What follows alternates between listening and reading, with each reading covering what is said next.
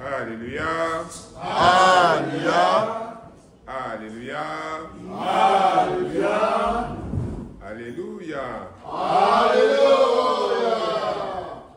Que Dieu nous sanctifie. Amen. Aujourd'hui, c'est le sabbat. Comme Dieu a dit dans sa parole, le sabbat est fait pour l'homme et non l'homme pour le sabbat. Et je remercie les autorités de la paroisse, parce que je chargé. Et je remercie notre Seigneur Jésus-Christ qui m'a fait grâce de revenir dans cette maison pour parler de Jésus. Et nous avons écouté deux lectures.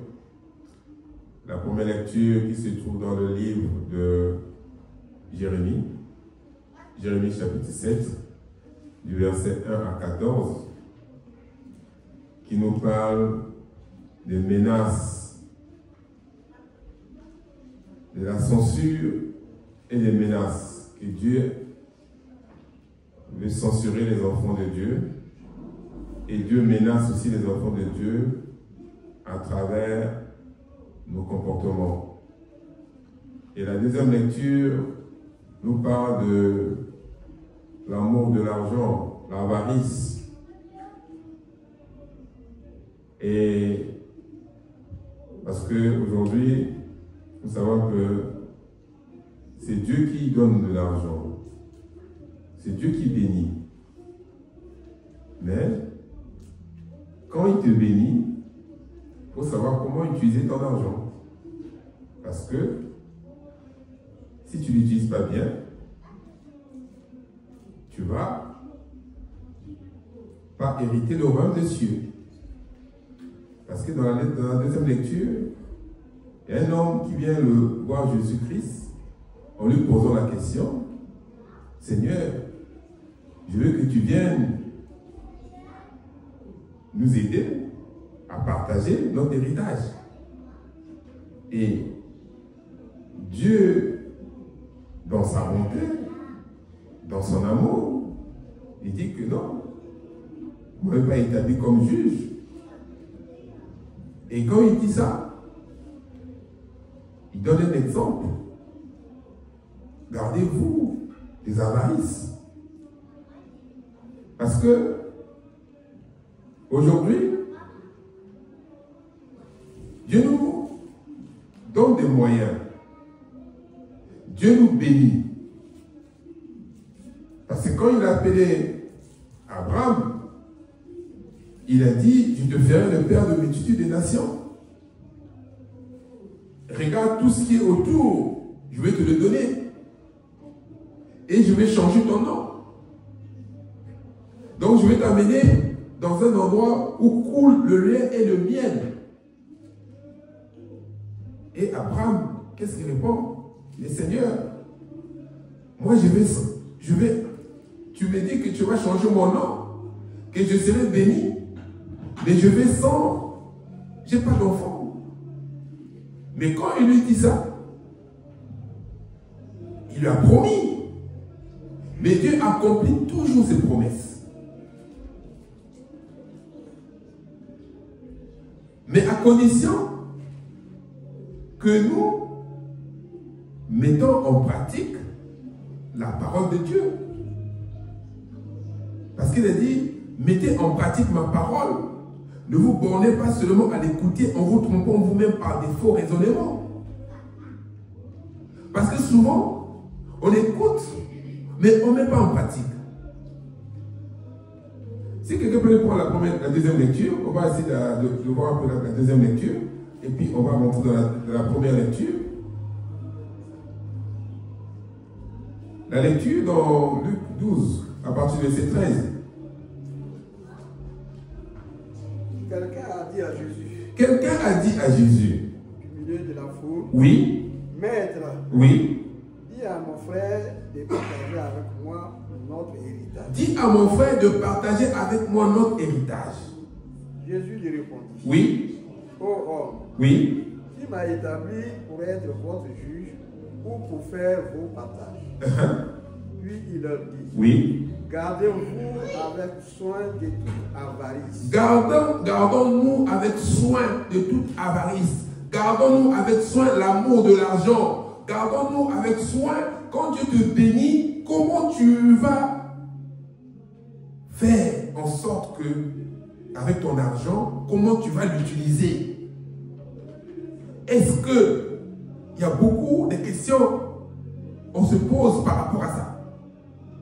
Oui. Car la vie d'un homme ne dépend pas de ses biens. La vie d'un homme ne dépend pas de ses biens. La vie d'un homme ne dépend pas de ses biens. Parce qu'aujourd'hui, quand tu as des biens, si tu l'utilises mal, tu ne vas pas hériter le royaume des cieux. La vie d'un homme ne dépend pas de ses biens. Dieu connaît nos cœurs. Il connaît la vie de tout un chacun. Et il sait ce qu'il nous a donné. Mais il nous donne encore cet avertissement. Que la vie d'un homme ne dépend pas de ses biens, oui. Et il leur dit dans cette parabole. Oui. Les terres d'un homme riche avaient beaucoup rapporté. Et il raisonnait en lui-même, disant, oui. Que ferai-je?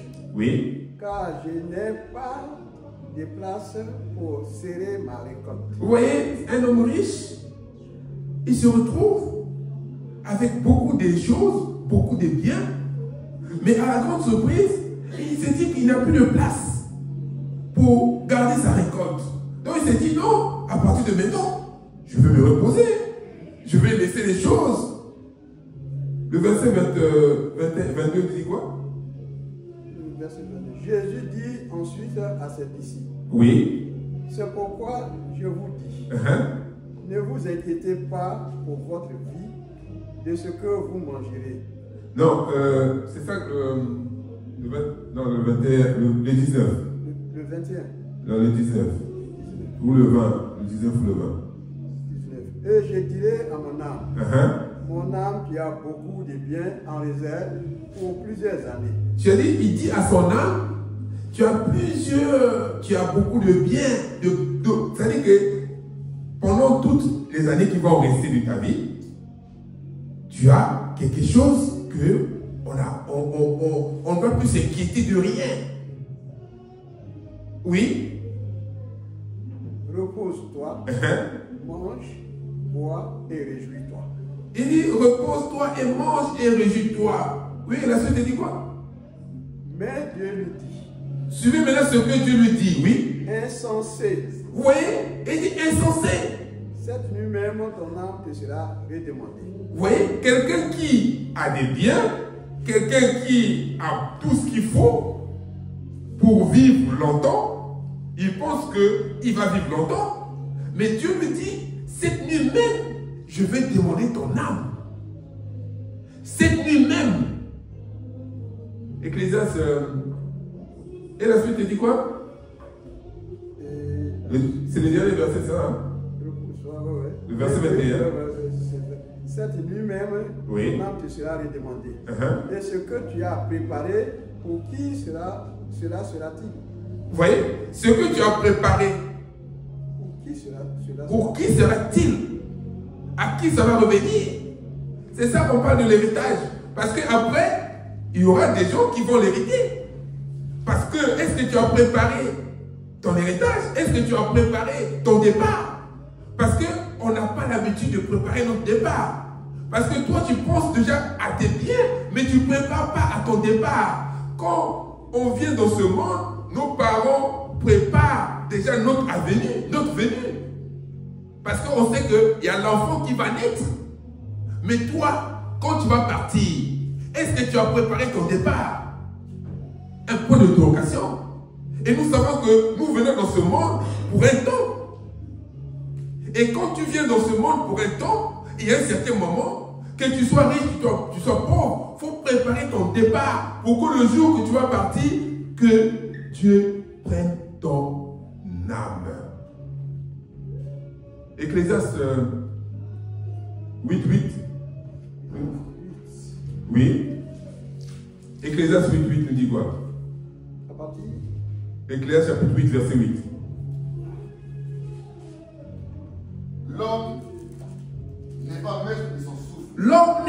de son souffle. Tu vois, quand Dieu lui dit, ce soir même, je veux demander ton âme. Et là, Dieu nous rappelle encore, il dit que l'homme n'est pas maître de son souffle, oui. Pour pouvoir le retenir. Pour pouvoir le... C'est-à-dire que là, quand Dieu lui dit que ce soir, je vais demander ton âme. Si lui, il était maître de son souffle, il devait dire, à travers ça, il dit oui. Je suis maître de mon souffle. Ce que tu dis, moi-même, je ne vais pas partir. Il dit, l'homme n'est pas maître de son souffle, oui. Et il n'a aucune puissance sur le jour de la mort. Et il n'a aucune puissance le jour de sa mort. Parce que chacun de nous, on pense que tout ce que nous faisons et que nous n'avons pas de puissance de notre mort. L'homme n'est pas maître de son souffle. Et nous n'avons aucune puissance. C'est-à-dire que, quelles que soient les cérémonies que tu peux faire, si Dieu dit que demain matin tu vas partir, tu vas partir. Et le Ecclésiaste 9, 26. Ecclésiaste 9, 26. Puisque tu es dans la page.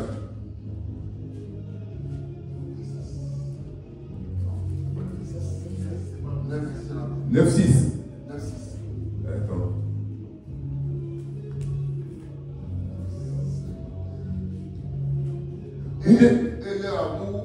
Ou bien, c'est-à-dire que tu prends Luc 16. Luc chapitre 16 à partir du verset 19.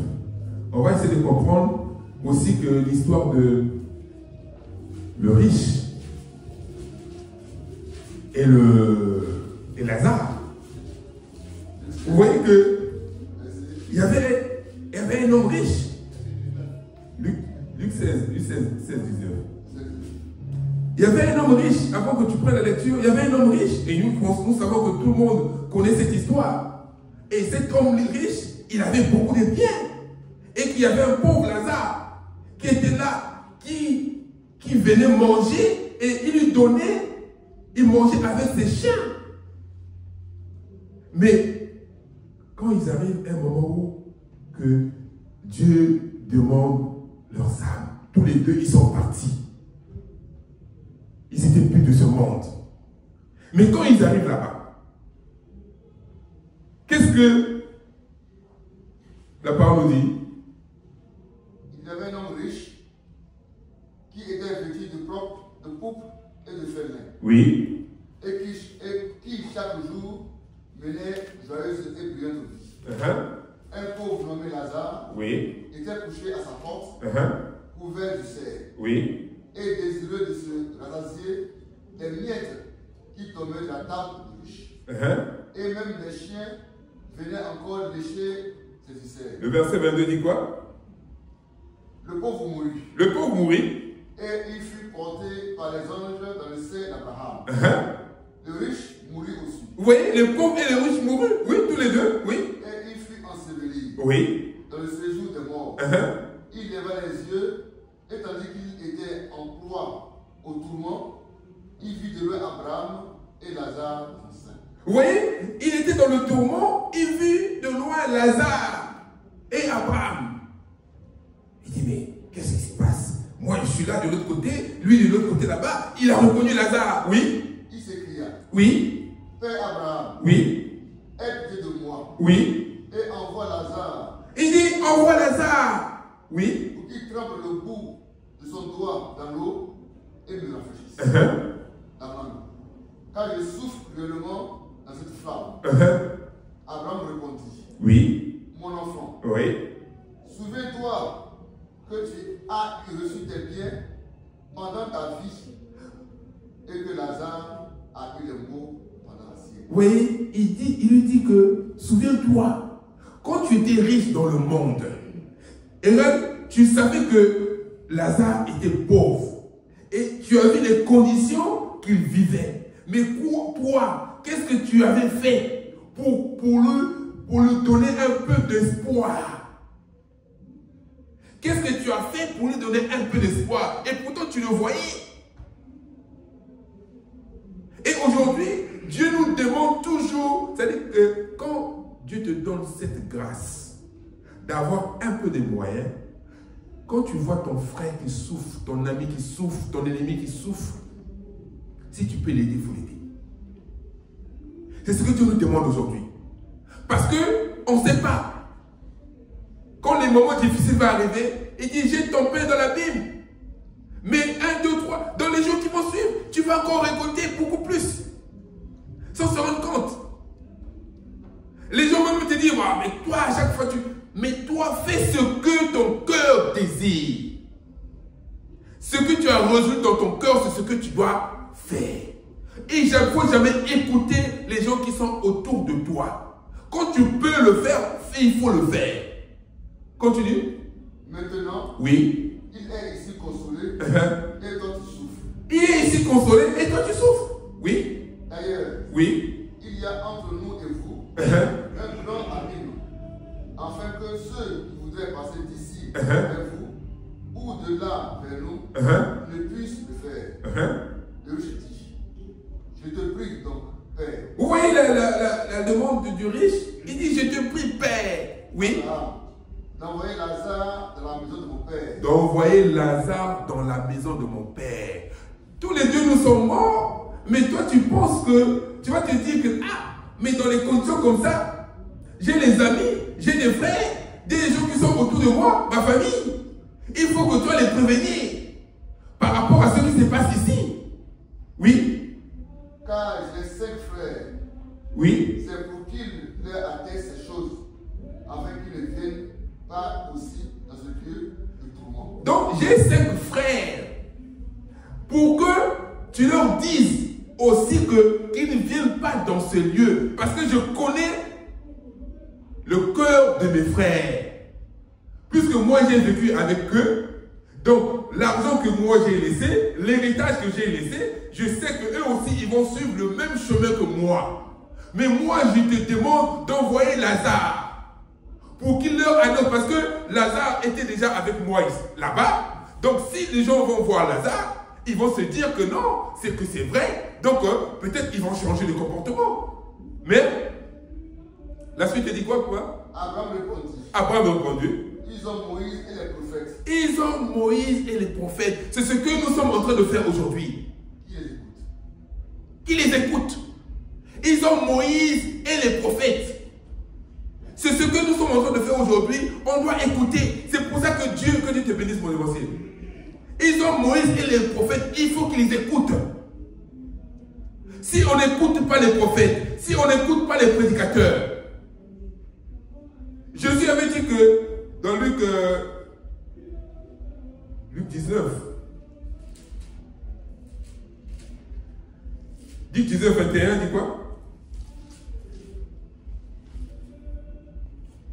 Luc 19, 21. Car j'avais peur de toi. Oui. Parce que tu es un homme sévère. Tu prends ce que tu n'as pas déposé et tu moissonnes ce que tu n'as pas semé. 22. Oui. Dit, oui. Je te juge sur tes paroles, méchant serviteur. Tu savais que je suis un homme sévère. Oui. Prenant ce que je n'ai pas déposé et moissonnant ce que je n'ai pas semé. Oui. Pourquoi donc n'as-tu pas mis mon argent dans une banque? Oui, ça nous parle encore de l'argent toujours. Mais aujourd'hui, on va essayer de comprendre, que Dieu te bénisse mon évangile. On va essayer de comprendre que quand Jonas, on envoie Jonas à Ninive. Et quand on l'envoie à Ninive pour aller apporter la bonne nouvelle, pour annoncer la bonne nouvelle. Parce que les enfants de Ninive se comportaient tellement mal. C'est pour ça que Dieu les menaçait. Mais avant toute chose, parce que Dieu nous, dans la première lecture, Dieu nous parle des menaces et à travers les menaces et les censures.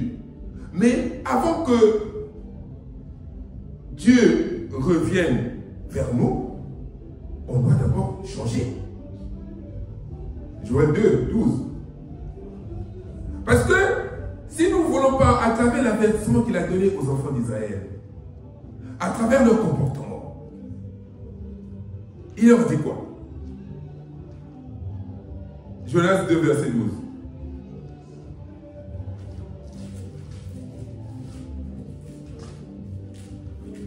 Pour que le Dieu qui est Dieu de compassion, qui est Dieu miséricordieux, il faut que, si nous voulons qu'on reçoive ce que nous avons perdu à travers nos comportements. Quelle personne a trouvé? Jonas 2, verset 12, dit quoi? Jonas 2, verset 12. Oui. Jonas, chapitre 2.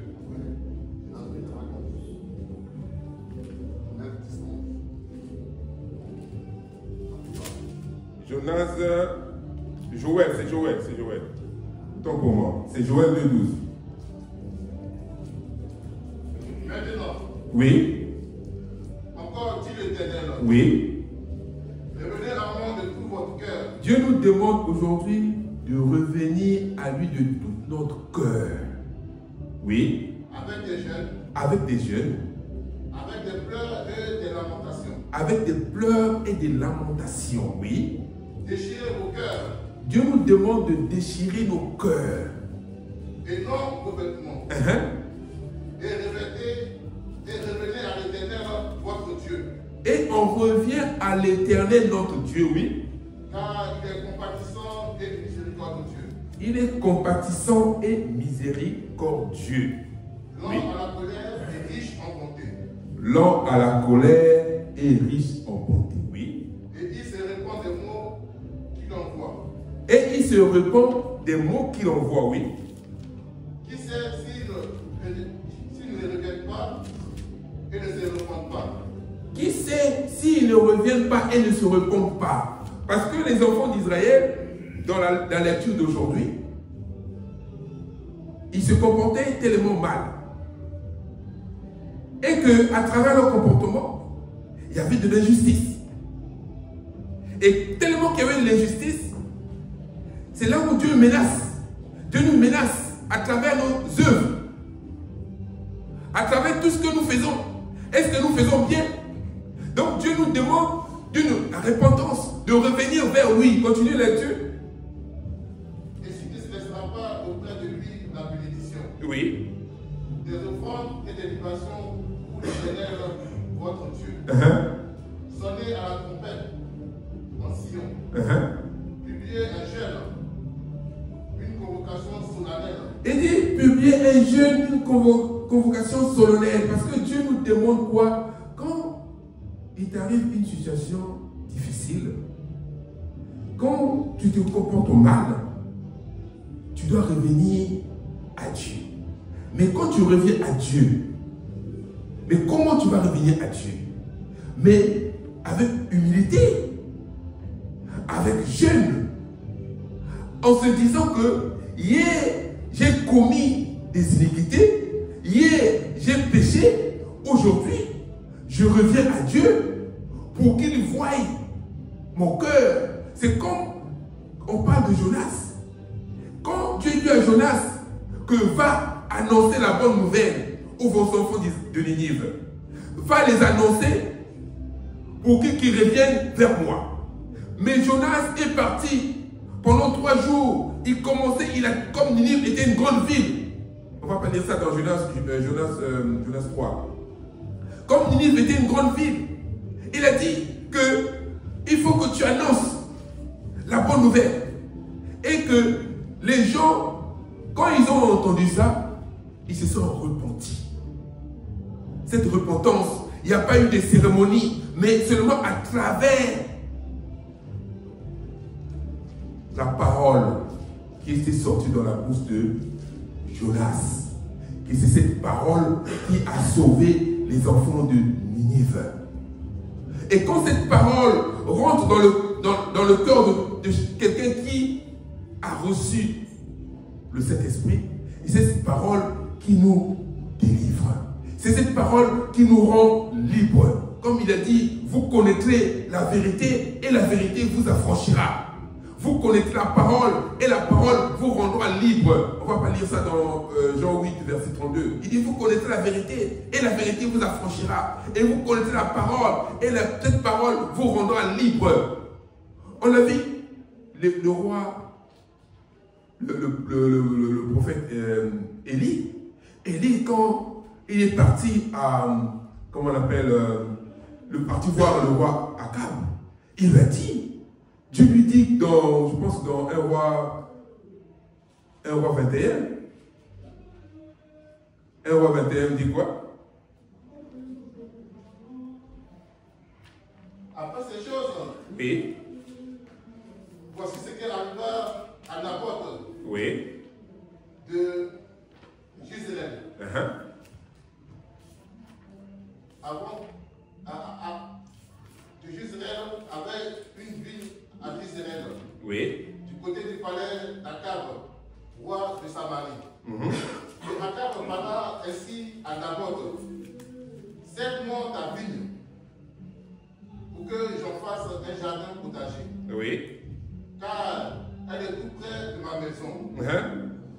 Je te donnerai à la place. Voilà le verset 18.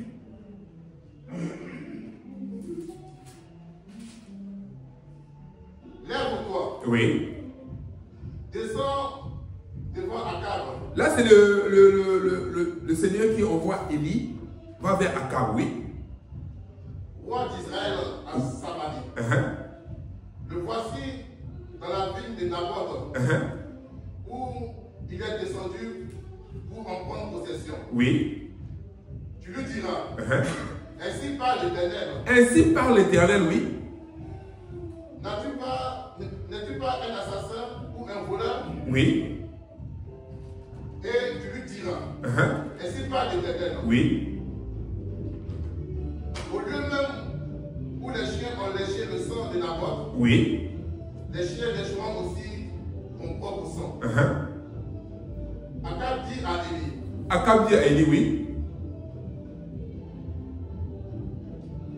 Akab dit à Élie: Oui.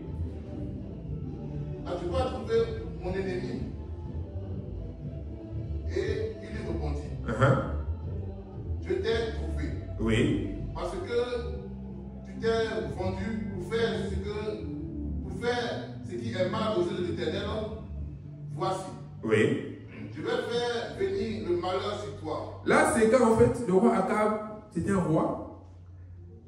Un moment, il faisait des choses bien, et à un moment, il s'est comporté très mal. Et comme il s'est comporté très mal, et Dieu envoie Élie pour le détruire. Il lui a dit que tu vas mourir. Dans les jours qui vont arriver, je vais demander ton âme parce que ton comportement ne fleure pas l'image d'un enfant de Dieu. Et à un moment où, quand lui, il a entendu ça, qu'est-ce qu'il a fait? Le verset 27, tu dis quoi? Le verset 27. Et le roi Akab a dit quoi? Le verset 27. Après avoir entendu les paroles d'Élie, Oui. Akab déchira ses vêtements. Akab déchira ses vêtements. Il mit un sac sur son corps. Il mit un sac sur son corps, oui. Et il gêna. Vous voyez, c'est-à-dire qu'il a entendu la sentence que Dieu a préparée pour lui. Il a mis un sac. Il a dit non, moi j'ai pas envie de mourir maintenant. Comment je dois faire? Mais il sait comment s'y prendre avec Dieu. Il a commencé à changer de vêtements. Il a mis un sac sur sa tête, sur son corps. Et il a commencé à gêner, oui. Il coucha avec ses sacs. Oui. Il marcha lentement. Et la parole de l'Éternel fut adressée à Élie. Oui. Le dispute en ces mots. Oui. As-tu vu comment Akab s'est humilié? Il dit, as-tu vu comment Akab s'est humilié cette nuit? Parce que quand on lui donne le message, tout de suite, il se répond, il se rend en question. Il s'est dit que non. Si Dieu me dit ça, c'est parce que Dieu est en train de me menacer. Mais comme je sais que Dieu, il se répond. Parce que Dieu, il sait que quand on commet des erreurs, il y a un moment quand tu reviens vers lui, sauf si que tu as commis une erreur ou qu'il ne peut pas revenir encore, comme il a fait avec les enfants d'Élie, comment on appelle, à Silo. Mais là, il lui dit, il s'est repenti, oui. Parce qu'il s'est humilié devant moi. Oui. Je ne ferai pas venir le malheur Dans sa maison. Ce sera pendant la vie de son fils que je ferai venir le malheur dans sa maison. Que Dieu te bénisse. C'est pour nous dire que quand on est vers Dieu, quand on vient vers Dieu, il y a un moment où on a des faiblesses. Et à travers les faiblesses, on va voir d'autres dieux, les dieux étrangers. On pense que Dieu il n'est pas avec nous. Et c'est l'erreur que nous commettons. L'erreur que nous commettons de savoir que quand tu marches avec Dieu, vous voyez, par exemple dans Michée chapitre 3 à partir du verset 9, Michée chapitre 3 à partir du verset 9. Écoutez donc ceci. Écoutez donc ceci, oui. Chef de la maison de Jacob, et prince de la maison d'Israël, oui. vous qui avez en horreur la justice. Vous qui avez en horreur la justice. Parce que parmi nous, parmi les chrétiens, beaucoup en ont horreur la justice. Or, Dieu est un Dieu de justice. Oui, comme il a dit, tu jugeras ton peuple avec équité. Mais nous, souvent, on juge les gens, on fait du favoritiste. Or, Dieu nous demande de juger son peuple avec équité, oui. Oui, continue. Vous qui avez en horreur la justice. Oui. Et qui pervertissez tout ce qui est droit. Oui. Vous qui bâtissez Sion avec le sang. Oui. Et Jérusalem avec iniquité. Ces chefs jugent pour des présents. Les chefs jugent. Vous voyez que les chefs jugent pour des présents. C'est-à-dire que quand tu ne lui donnes pas un présent, il ne peut pas faire un bon jugement. Donc il sait que lui là, il m'a donné quelque chose, il va faire l'injustice. Il dit les chefs jugent avec des présents, oui. Ces sacrificateurs enseignent pour un salaire. Les sacrificateurs enseignent pour un salaire. Quand tu vas annoncer la parole de Dieu, il faut qu'on te dise qu'à la fin, il faut qu'on te donne une enveloppe. Quand tu vas faire quelque chose pour quelqu'un, il faut qu'on te donne quelque chose. Mais ce n'est pas ce que Dieu nous demande. Parce que Dieu nous a dit, je vous ai donné gratuitement, vous avez reçu gratuitement, donc faites aussi ça gratuitement. Mais c'est ce qui manque aujourd'hui à travers les églises, les paroisses, les hommes de Dieu. On connaît, on entend tous les jours. Quand tu veux faire une cérémonie, il faut qu'on te donne de l'argent. Oui. La suite dit quoi? Les prophètes. Ces prophètes prophétisent. Les prophètes prédisent pour l'argent. Les prophètes prédisent pour l'argent. Donc quand tu es en train de faire la vision à quelqu'un, tu es en train de profiter pour quelqu'un, il faut qu'on te donne de l'argent. Mais ce n'est pas ce que Dieu nous demande, oui. Et ils osent s'appuyer sur l'Éternel. Et ils osent s'appuyer sur l'Éternel en disant quoi? Et ils disent, oui. l'Éternel n'est-il pas au milieu de nous? L'Éternel n'est-il pas au milieu de nous? Oui. Le malheur ne nous atteindra pas. Le malheur ne nous atteindra pas. Autant que Dieu te bénisse, mon dévancier. Le malheur, il est là. Mais si nous voulons que les choses changent, si nous voulons que Dieu revienne vers nous, si nous voulons que Dieu ne fasse pas comme il a fait à Silo, nous connaissons l'histoire de Silo, à travers les fils d'Élie. Et pourtant, à Silo, au début, c'était quelque chose de merveilleux. Parce que Samuel est sorti du silo. Le prophète Samuel est sorti du silo. Quand sa mère a vu qu'il est venu par là-bas, il a prié. Et à travers cette prière, il a eu sept fils. Et il est venu déposer à l'église. À l'âge de 12 ans, l'enfant qui a grandi dans l'église. Donc on a vu toutes les grâces qui étaient à Silo. Mais on a vu aussi comment Dieu a détruit les enfants d'Élie à travers les mauvais comportements. Ce que Dieu nous demande aujourd'hui, que on doit revenir vers lui. Ésaïe 55, verset, on va essayer de finir par là. Ésaïe 55, à partir du verset 7, il nous dit quoi? Ésaïe 55, à partir du verset 7.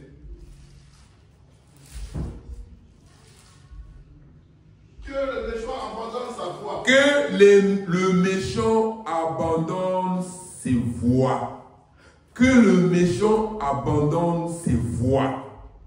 Aujourd'hui, tu sais que tu es méchant. si tu sais que tu es menteur, si tu sais que tu es voleur, il faut que tu abandonnes tes voies. Oui. Et l'homme d'iniquité, ses pensées. Et l'homme d'iniquité, ses pensées.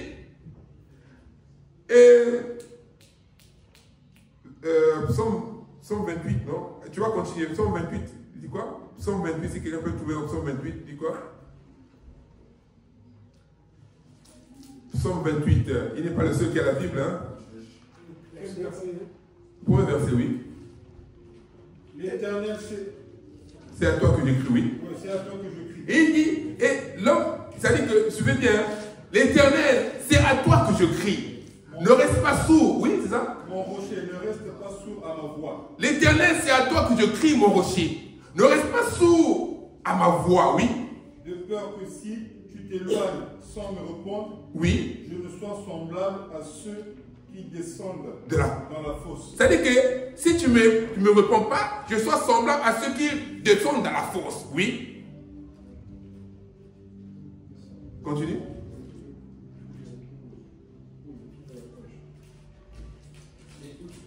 Écoute la voix de mes supplications, c'est pas ça? Oui, c'est ça, ouais. Écoute la voix de mes supplications. Écoute la voix de mes supplications. Quand je crie à toi. Quand j'écris à toi. Quand je lève mes mains vers ton sanctuaire. Oui. Ne m'emporte pas avec les méchants. Oui. Et les hommes iniques. Les hommes iniques, c'est ceux qui l'ont de l'iniquité. C'est-à-dire que les hommes iniques, les méchants et les hommes iniques. C'est pour ça que Dieu nous dit que les méchants reviennent. Que les gens iniques qui parlent de paix à leurs frères, mais qui ont la malice dans leur cœur. C'est ça qui est marqué, non? Exactement. Ils parlent de paix à leur cœur, mais ils ont la malice dans leur cœur. Mais Dieu va leur juger selon qui? Selon leurs œuvres et selon la malice de leurs actions. Rends-leur selon leurs œuvres et la malice de leurs actions. Parce qu'ils ont des actions, ils ont des projets iniques. Ils viennent vers toi, ils vont te dire des choses, mais derrière, ils font des choses qui sont négatives. Et c'est ce que la parole de Dieu m'a demandé. Je veux que tu reprennes Ésaïe 55, verset 7, à partir du verset 7. Il dit quoi? Que les méchants abandonnent ses voies. Oui, sa méchanceté. Oui. Et l'homme iniquité ses pensées. Et l'homme iniquité ses pensées, oui. Qu'il retourne à l'Éternel. Qu'il retourne. Dieu nous demande de retourner à l'Éternel. Si tu sais que aujourd'hui, souvent, on nous reproche des choses. Mais à un moment, quand on te reproche des choses, si tout le monde te reproche la même chose, il faut qu'à un certain moment, tu te retrouves. Tu dis que non. S'il y a 1, 2, 3 personnes qui disent la même chose, c'est que tantôt je ne fais pas bien. Donc il faut que je revienne. Il faut que comme on dit, se mette en question. Oui. Continue. Qu'il retourne à l'Éternel. Oui. Il aura pitié de lui. C'est-à-dire que quand tu retournes à l'Éternel, l'Éternel aura pitié de toi. Oui. À notre Dieu, qui ne se lasse pas de pardonner. À notre Dieu qui ne se lasse pas de pardonner. Oui. Car mes pensées ne sont pas vos pensées. Car mes pensées ne sont pas vos pensées. Mes voix ne sont pas vos voix. Oui. Et vos voix ne sont pas mes voix. Dit l'Éternel. Oui. Autant les cieux sont élevés au-dessus de la terre. Autant les cieux sont élevés au-dessus de la terre. Autant mes voix sont élevées au-dessus de vos voix. Et mes pensées au-dessus de vos pensées. Oui. Comme la pluie et la neige tombent du ciel. Oui. Et n'y retournent pas. Oui. Sans avoir arrosé. Oui. Féconder la terre. Oui. Et faire germer des plantes. Sans avoir donné la semence au semeur. Oui. Et du pain à celui qui mange. Ainsi, il en est de ma parole. Ainsi, il est dit de ma parole qui sort de ma bouche. Oui. Qui sort de ma bouche. Oui. Elle ne retourne point. Elle ne retourne pas sans avoir fait quoi? Sans effet. Elle ne retourne pas sans effet. Ainsi est dit de ma parole qui sort de ma bouche. Elle ne retourne pas sans effet. Oui. Sans avoir exécuté ma volonté. Sans avoir exécuté ma volonté. C'est-à-dire que la parole de Dieu, quand ça sort, ça doit exécuter sa volonté. On doit l'écouter. On doit mettre maintenant en pratique. Et quand tu mets en pratique, tu vas voir que Dieu, il va se repentir à travers ce qu'il a dit pour toi, ce qu'il a annoncé, ce qu'il a prononcé contre toi. Mais c'est à toi maintenant de savoir comment s'y prendre avec Dieu. Parce que le Dieu que nous prions là, on ne doit pas avoir seulement, quand tu as des moyens, comme il a dit dans 1 Timothée 6, 10, dit quoi? 1 Timothée 6, 10 dit quoi? Car l'amour de l'argent fait quoi? 1 Timothée 10, 6. 1 Timothée 6, 10. 1 Timothée 6, 10. Car l'amour de l'argent. Car l'amour de l'argent. Car l'amour de l'argent est une racine pour tous les maux. Est une racine de tous les maux. Oui. Et quelques-uns qui en étant possédés. Quelques-uns qui étant possédés, oui. Se sont éloignés loin de la foi. Ils sont éloignés loin de la foi. Si nous ne voulons pas être éloignés loin de la foi, on doit savoir comment s'y faire avec le Seigneur. Quand il nous donne quelque chose, même si tu n'as pas beaucoup d'argent, mais il faut savoir partager. Il faut savoir comment faire les choses. Si nous voulons que le Seigneur, parce qu'il a dit, à moi la vengeance, à moi la rétribution. Dans Matthieu 6, 19. Matthieu 6, 19, ouais.